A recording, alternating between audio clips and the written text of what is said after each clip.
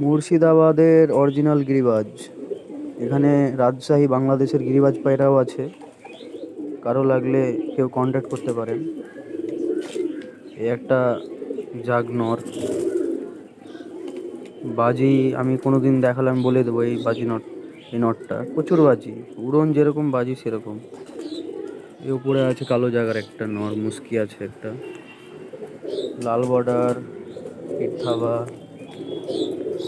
কিছু রাজশাহীর বাচ্চা উঠেছে,